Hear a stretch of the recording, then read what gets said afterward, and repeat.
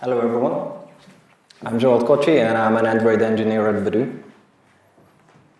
At Badoo we provide technology to a whole bunch of dating apps, Bumble, Chappy and Lumen. And we expect to grow this list by a huge number next year. Our biggest and oldest app is still Badoo, of course, with its more than 400 million registrations worldwide.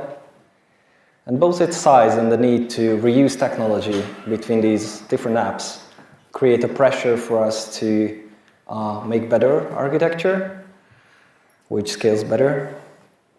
And in this talk, I'd like to share some of the main hot topics that our past couple of years brought to us in a problem-solution standard way. So the first problem where this story starts is about state. Historically, a couple of years ago, we mostly had MVP all around the app. And while it was better than nothing, it also didn't really scale well. When clean architecture became the next trendy thing, we were among the first to try it. And while there's nothing wrong with it in itself, we soon realized that it wasn't even offering the solutions for our main problems, because our main problems were mostly state-related. So because our apps are really complex and massively asynchronous, there's a good chance that some series of events can set your variables in a combination that you hadn't thought of before. And you have an unexpected or invalid state, and then you have a bug. And there's also a good chance that the same series of events might never happen again for you, and then that bug is really difficult to catch. So anyone had this experience with QA that you have a bug, but you have no crash log, and you get a video recording of the bug happening, but you can never reproduce it. So what we realized that we needed was a centralized immutable state. The idea came to us from the web dev world after Redux became a thing. Anyone here familiar with MVI, Redux-like architectures? Raise your hands. All right. So just to quickly recap, MVI means model view intent. And the base idea is that interactions with the view create intents how to change the model, and then the model changes are reflected on the updated view. And it's a unidirectional data flow. It almost always comes with an immutable state and a reducer as well. So now you have a single point of mutation where the changes can happen, which means that there are fewer places where things can go wrong. It makes it virtually impossible to get into unexpected states. Also, it makes it easy to understand how your state can change. The problem is that when we wanted to try this, there was no ready-made solution on Android. And we needed to figure it out for ourselves. Because the immutable state part is just the beginning, which opens the door for a lot of other problems and questions. The first steps were quite rough. We had something that was a mixture of everything. It was inspired by Redux, but we had lots of legacy MVP code, half refactored with clean architecture. We had some immutable state stores bound with RxJava. And also it was before Kotlin became officially supported on Android. So you can imagine the boilerplate mess of it. It was really, really ugly, but otherwise it was really promising. So it was easier to understand state changes, and state-related bugs were no longer a problem, which is a huge win. On the other hand, we needed to figure out a good structure for all these things. So we experimented with multiple approaches for almost 1.5 years. And we open sourced the best tools that we created during this time and put them in a library project on GitHub, named it MVI Core. And getting back to the problem of state management, let me show you our version before moving on to other problems. So the big picture is that we have state machines which we named features.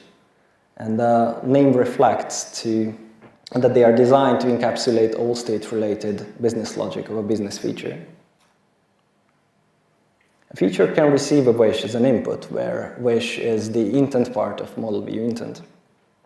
And it can produce a state on its output.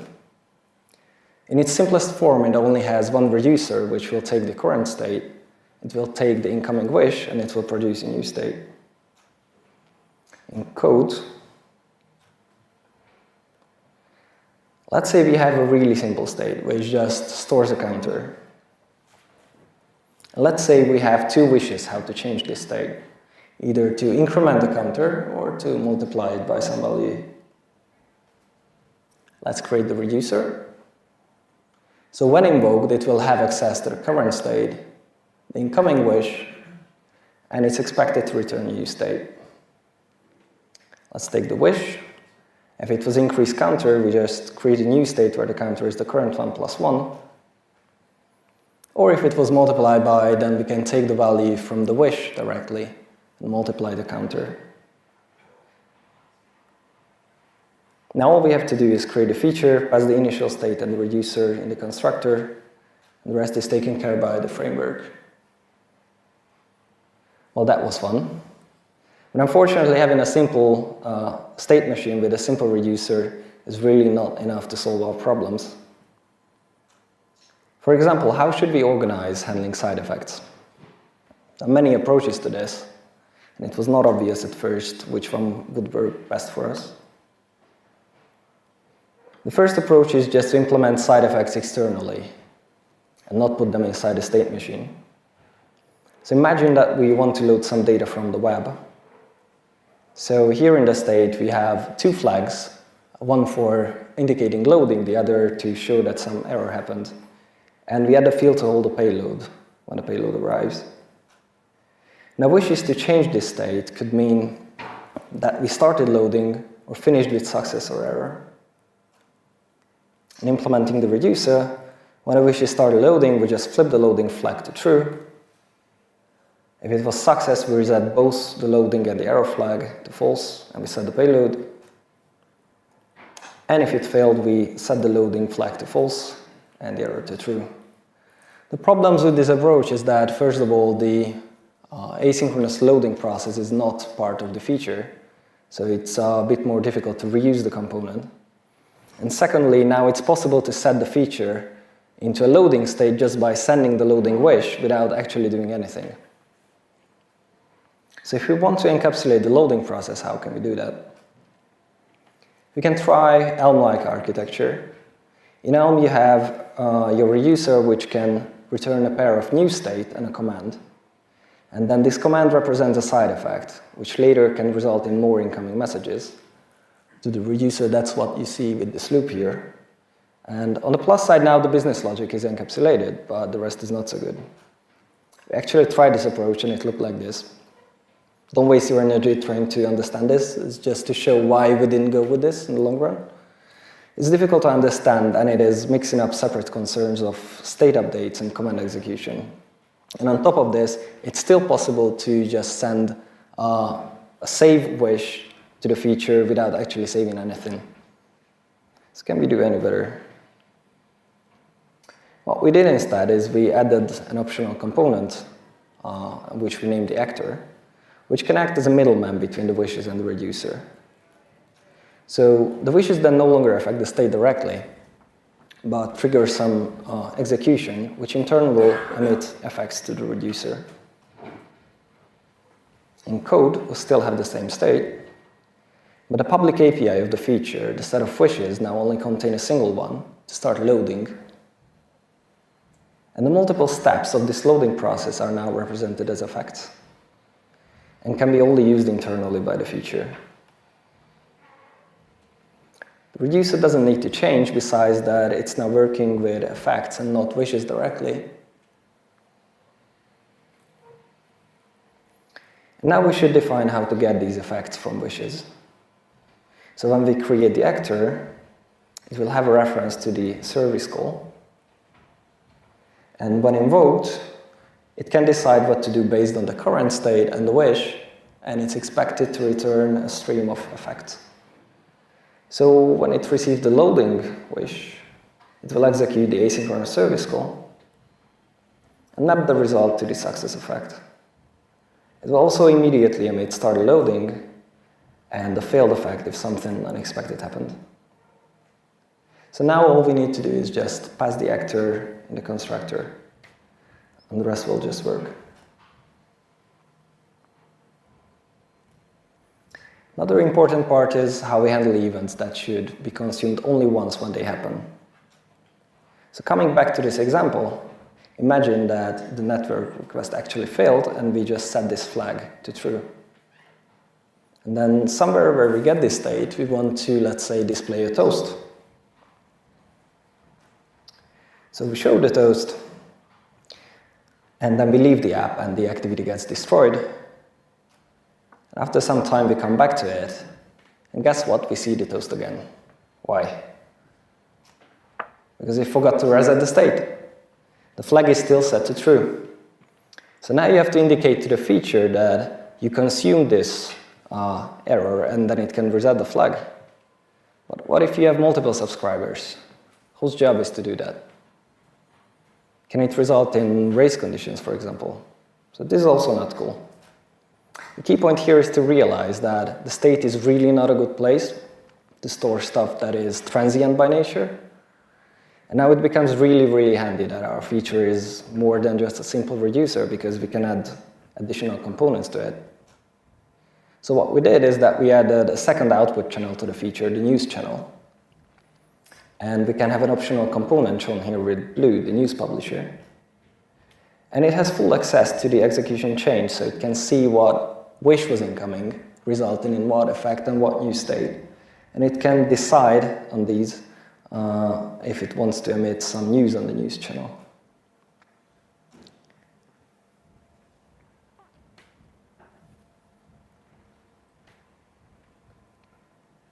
So let's add news to the feature. There will be only one in this simple case. And the news publisher, when invoked, will receive the original wish, the effect, and the news state. And it's expected to return news or null. So we could implement any complex logic here, but for now it's just checking if the effect was the failed one, and if yes, then it will show the news, send the news. In all other cases, it will just return null. And then the only thing left to do is, again, just pass it in the constructor. So now we can subscribe to the news channel and show the toast once when it happens, and never again. And problem solved. A problem on a bigger scale relates to how we use these features that we created, or pretty much any other component. And I'm going to discuss this in 3 sections, but in the end they are just different sides of the same problem. The first one is data flow. So let's say that we have this view and a feature, and they are interacting with each other. And we already said that MVI usually comes with a unidirectional data flow. But why is this important? So let's see what happens if we were to just call a method on the feature to show the intent, and we would get a new state as a return value for that method call. So as soon as we add additional components that want to talk to this feature, this would mean that all of them could have a possibly different version of the state based on the last time that they called the method. And this means that we have no single source of truth here, and that can lead to state problems. So what we can do instead is we do not expect a new state as a return value for the method call. We just keep giving intents to it, and only if we are actually interested in it, then we keep listening to the feature's output. Now we have a single source of truth, and if we want to add additional components, they will all automatically just receive the latest state. And another nice thing here is that it's easier to understand how your components are connected and what is the data flow between components. For unidirectional data flow, Rx kind of lends itself. You have an observable stream, and any number of other components can just subscribe to that. How can we connect them? What if we started thinking about our components as reactive inputs and outputs? So we could, for example, make them observables and consumers, and then just connect them with a simple subscription. And in fact, that is exactly what we did. And instead of reinventing the wheel and coming up with just new interfaces, we reused the ones that already came as part of RxJava. And to keep it lightweight, we decided to declare outputs as observable sources of some type. And for inputs, we went with the consumer interface. Both are really simple with only one method. So in the case of a feature, it means that it could define its own wish type, what it can accept, and its own state that it can output. And then we can make it a consumer of this wish and an observable source of this state. In the case of the view, it would consume the state, and it would be an observable source of wishes to the feature. But there's a problem with this approach, and that is coupling. Because in this setup, the view just knows too much about the feature, because it relies on the state and the wish that the feature defines, which means that it's difficult to reuse it somewhere else. So what if instead we would say that the view would define the view model that it can render, and it would define the events that it can trigger. So let's say when a button was clicked.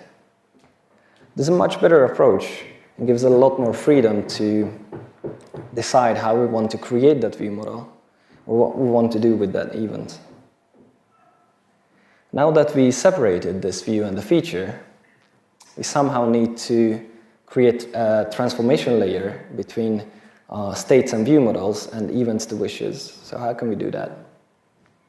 We tried to create a layer here, which we call the boundary, to do this job.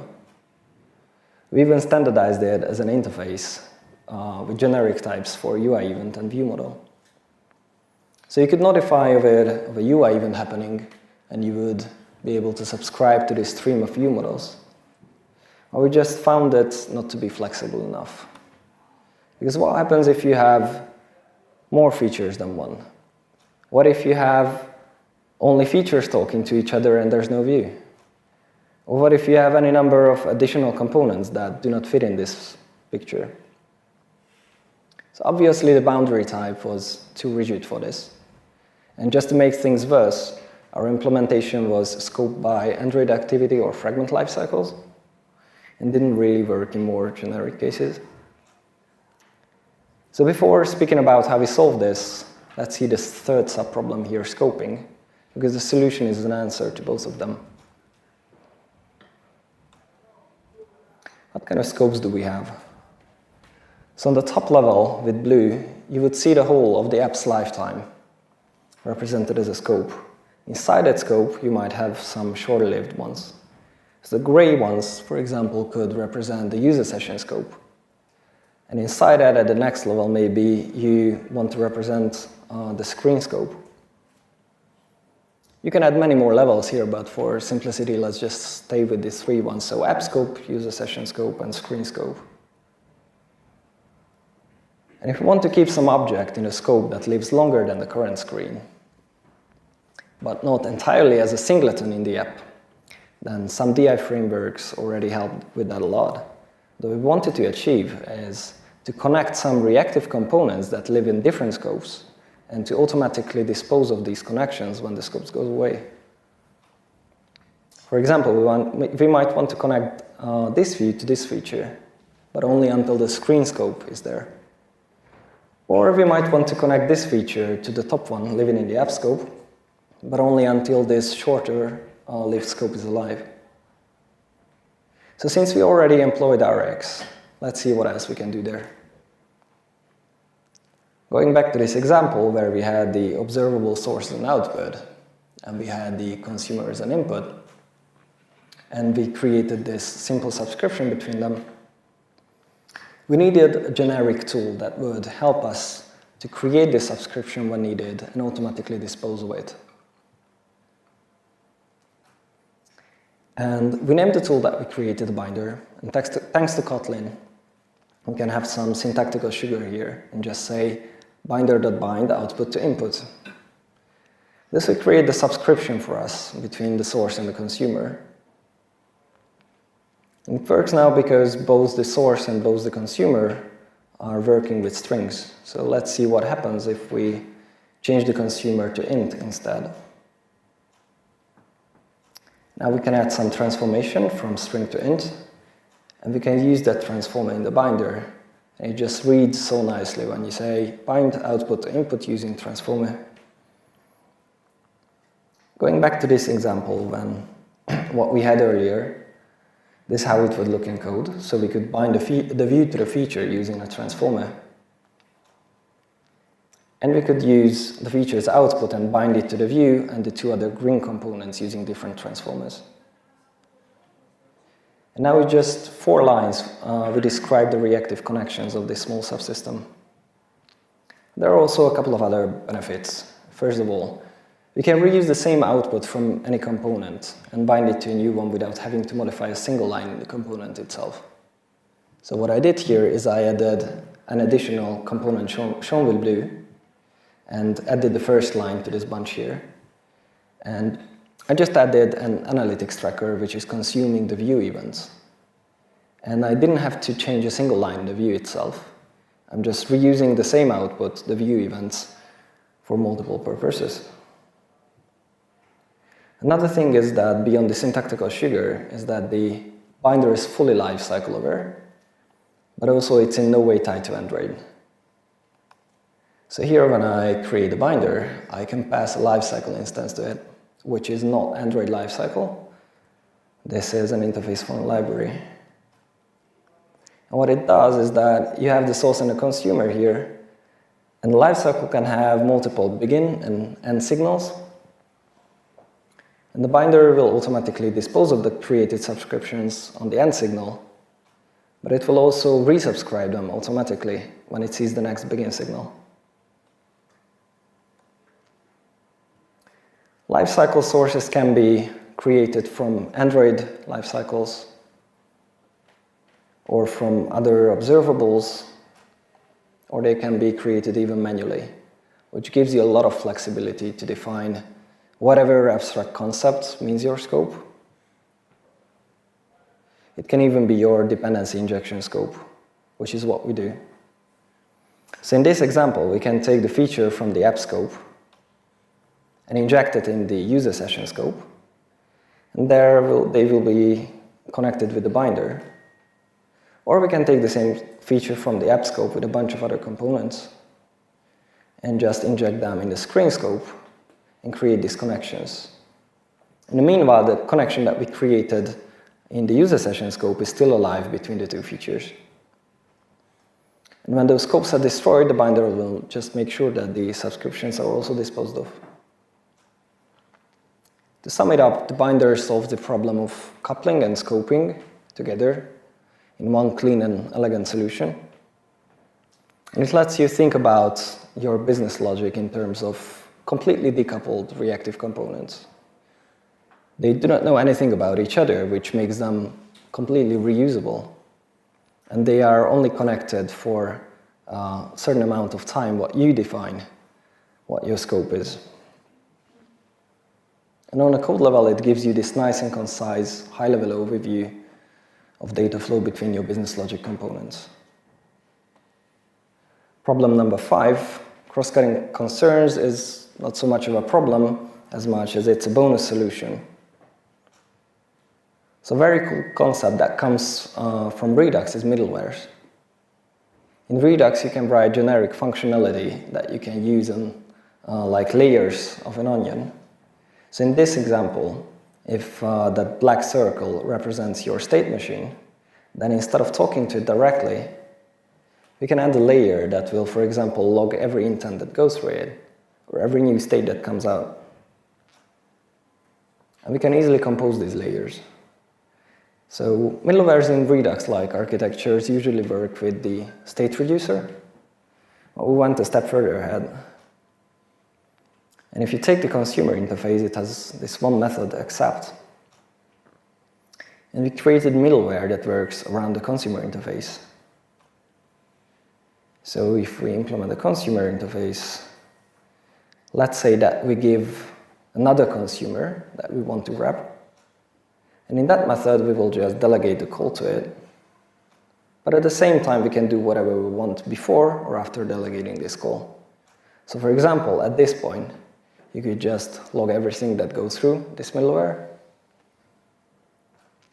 Or another really cool thing is temporal debugging, where at this point you are somehow saving this element for later use. And then later, if you have the timestamp when this event was saved, then you can just replay it to whatever happened to your app. And the key point here is that this is now working with the consumer interface, which is a lot more generic than just using it with state reducers. So you can compose these layers, and you can add this extra functionality without modifying anything in the innermost circle. And because, as I said, it's working with consumers, it means that we can add logging or time-to-rel functionality to all of the connections that we create with the binder. And we also have a working time-to-rel debugger for it, which works with the state machines just as much as with any other generic consumer. To wrap it up, what we have now is we solve the state-related problems with immutable state and state reducers. After some struggling, we figured out how we wanted to do encapsulated side effects in the feature. We solved the problem of one-off events by adding a separate channel to the feature. And on a larger scale, we solved how we wanted to connect the components in a decoupled way, using scoped reactive bindings with a binder. And as an added bonus, we can have logging and time-to-rel debugging middlewares on all these bindings. So this is where we are now, and all of it is available on GitHub for you to try. You can find the feature implementations, you can find the binder, you can find the middlewares and the time-to-rel debugger. But this is not the end of the road for us. This is just the beginning in that we have more and more interesting problems to solve. One thing what we have not standardized yet is an approach how to create a structure when you have really complex screens, where you have multiple features. We're exploring how to best do this, and how to make bigger chunks of business logic portable between apps. As I mentioned, the reusability is quite a hot topic for us, so you can probably expect to hear more from us in the future. If you found this talk interesting and you'd like to read more about it, you can find 2 articles on badoo.problems.take, and you can also find a video recording of our DroidCon talk with the demo of the time-to-rel debugger. And of course, don't forget to check out the library. So if you have any questions, just open an issue. And I think that's all for today. Thank you very much.